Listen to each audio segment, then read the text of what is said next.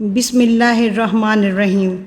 السلام علیکم ناظرین، آج کی اس ویڈیو میں ہم جانیں گے کربلا کی جنگ کیوں ہوئی، بالکل شارٹ اور آسان انداز میں شروع سے آخر تک سب کچھ ایک اسی ویڈیو میں بتاؤں گی۔ تو چلیے شروع کرتے ہیں۔ ناظرین، حضرت امیر معاویہ رضی اللہ تعالیٰ عنہ کے وصال کے بعد آپ کی خلافت آپ کے بیٹے یزید کو مل گئی۔ یزید ایک بدترین اور بدبخت شیطان تھا، شراب پیتا تھا، زنا کیا کرتا تھا۔ یزید کو جب خلافت ملی تو یزید سمجھ گیا کہ میری اس خلافت کو حضرت امام حسین رضی اللہ تعالیٰ عنہ کبھی قبول نہیں کریں گے۔ اسی لیے یزید نے مدینہ منورہ کے گورنر ولید بن عتبہ کو خط لکھا کہ حسین ابن علی، عبداللہ ابن عمر اور عبداللہ ابن زبیر رضی اللہ تعالیٰ عنہ سے کہو میری بیعت کو مانیں، اور اگر وہ نہ مانے تو ان پر ظلم و ستم کرنا۔ امام حسین رضی اللہ تعالیٰ عنہ نے یزید کی بیعت کرنے سے انکار کر دیا، کیونکہ یزید آپ کے نزدیک مسلمانوں کی امامت اور خلافت کے لائق ہرگز نہیں تھا، کیونکہ آپ جانتے تھے کہ یزید فاسق و فاجر، زناکار، شرابی اور ظالم تھا۔ امام حسین رضی اللہ تعالیٰ عنہ مدینہ شریف چھوڑ کر مکہ تشریف لے آئے۔ اب آپ کو مکہ شریف میں کوفہ کے ڈھیر سارے خط آنے لگے۔ ان خطوط میں لکھا ہوا تھا کہ یا امام حسین، آپ کوفہ تشریف لے آئیے، یہاں پر یزید کا ظلم و ستم بڑھتا جا رہا ہے، ہم یہاں یزید کی بیعت بالکل نہیں کریں گے، ہم آپ کی بیعت کریں گے۔ تو آپ نے کوفہ کے حالات کو سمجھنے کے لیے اپنے بھائی مسلم بن عقیل رضی اللہ تعالیٰ عنہ کو یہ کہہ کر کوفہ بھیجا کہ جاؤ، جا کر وہاں کے حالات معلوم کرو کہ وہاں کے حالات کیسے ہیں۔ تو حضرت مسلم بن عقیل کوفہ پہنچے تو وہاں کے لوگوں نے بڑے ہی احترام کے ساتھ آپ کا جو استقبال تھا وہ کیا۔ حضرت مسلم بن عقیل کے ہاتھوں میں 18,000 لوگوں نے بیعت کر لی۔ تو حضرت مسلم بن عقیل نے اپنے بھائی حضرت امام حسین کے نام ایک خط روانہ کر دیا، اور اس خط میں آپ نے لکھا کہ یہاں کے حالات بالکل صحیح ہیں اور 18,000 لوگوں نے بیعت بھی کر لی ہے، لہٰذا آپ کوفہ جلد سے جلد تشریف لے آئیے۔ لیکن جب یزید نے ان لوگوں کو دھمکیاں دی تو لوگ اپنی بات سے مکر گئے اور امام مسلم بن عقیل اور آپ کے 2 چھوٹے بیٹوں کو شہید کر دیا۔ کوفہ کے حالات اتنے بدل چکے تھے کہ وہ لوگ جو حضرت مسلم بن عقیل سے محبت کا دعویٰ کر رہے تھے، اب وہی لوگ آپ کی جان کے دشمن بن گئے۔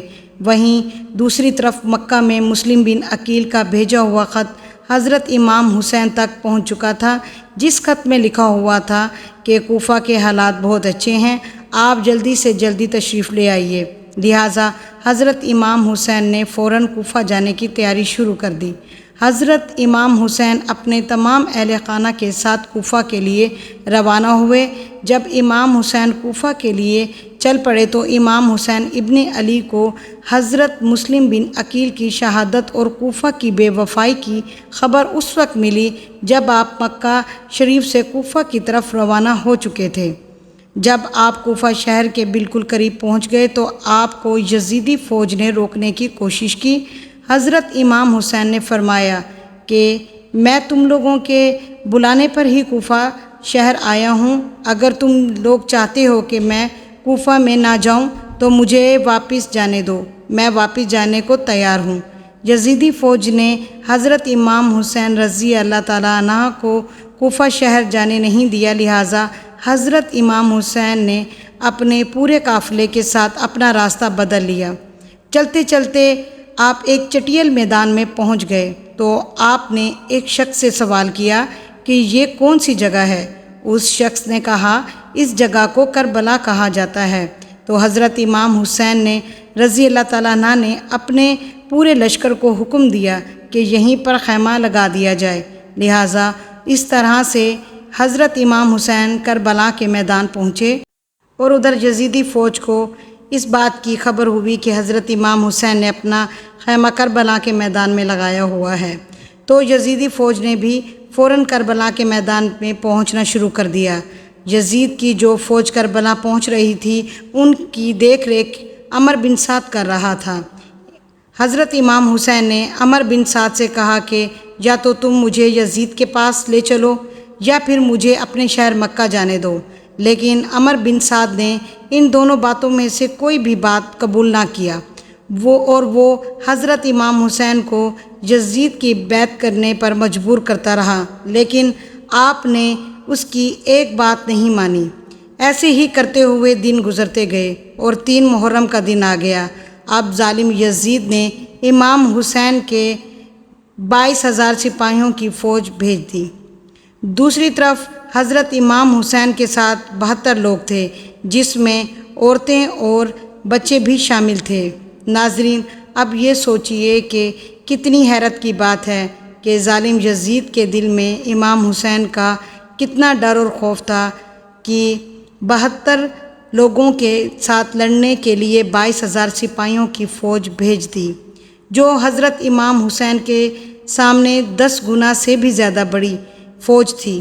امام حسین کے سامنے یزیدی فوج کے حوصلے پست ہو گئے۔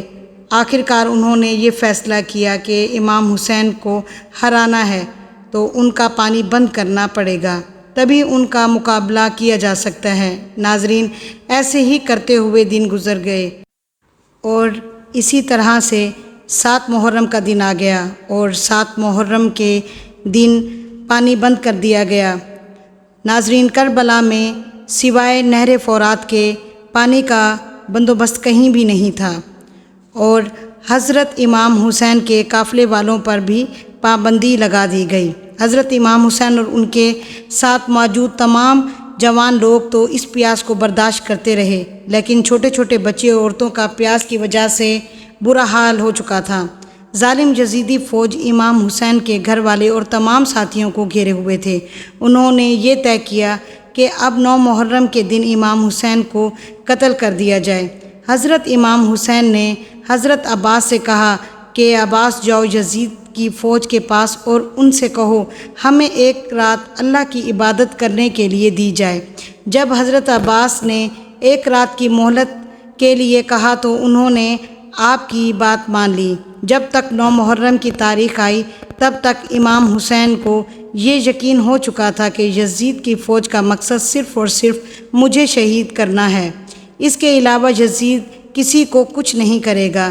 اس لیے حضرت امام حسین نے 9 محرم کی رات میں اپنے تمام خیمے والوں کو ایک جگہ جمع کیا اور آپ نے کہا کہ یہ بات تو طے ہو چکی ہے کہ یہاں موجود سبھی لوگ 2 دنوں کے اندر شہید کیے جائیں گے، اس لیے یہاں موجود آپ میں سے جو بھی واپس لوٹنا چاہتا ہے وہ لوٹ سکتا ہے۔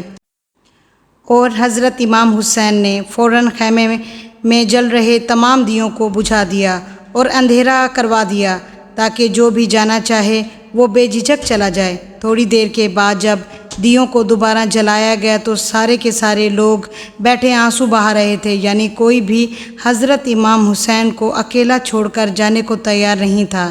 ناظرین، آخرکار 10 محرم کا دن آیا اور حضرت امام حسین اور یزید کی فوج کے بیچ جنگ ہونا شروع ہو گئی۔ جہاں ایک طرف یزید کی ایک بڑی فوج تھی تو دوسری طرف امام حسین کے ساتھ صرف 72 لوگ تھے۔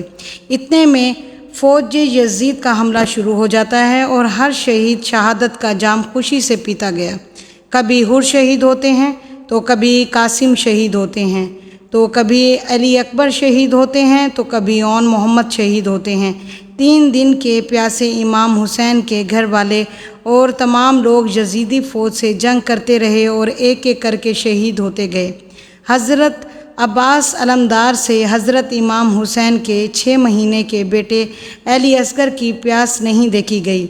آپ نے ایک مشکیزہ لیا اور گھوڑے پر سوار ہو کر نہر فرات کے کنارے پہنچ گئے۔ آپ نے اس مشکیزے کو بھر لیا، لیکن جب آپ پانی لے کر واپس لوٹنے لگے تو یزیدی فوج نے آپ کے اوپر لگاتار تیر برسانا شروع کر دیے، جس سے ایک تیر مشکیزے میں لگا تو سارا پانی گر گیا اور حضرت عباس جب تک حضرت امام حسین کے خیمے تک پہنچ پاتے تب تک یزیدی فوج نے لگاتار تیر چلا کر حضرت عباس علمدار کو شہید کر دیا۔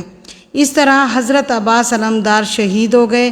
اس طرح ایک ایک کر کے تمام اہل بیت کے نوجوان شہید ہو گئے اور ہاشمی شیروں نے شہادت کا جام پی لیا۔ ناظرین، آہستہ آہستہ کرتے کرتے جب حضرت امام حسین کے سبھی لوگ شہید ہو گئے تو اس کے بعد حضرت امام حسین نے خود میدان میں تلوار لے کر نکلنے کا فیصلہ کیا۔ امام حسین اپنی تلوار سے کافی لمبے وقت تک یزیدی فوج کا اکیلا مقابلہ کرتے رہے۔ حضرت امام حسین کے اکیلے ہونے کے باوجود بھی آپ کے مقابلے میں کوئی بھی نہیں آنا چاہتا تھا، اور اس کی صرف ایک ہی وجہ تھی کہ آپ حضرت علی حیدر کرار کے بیٹے تھے۔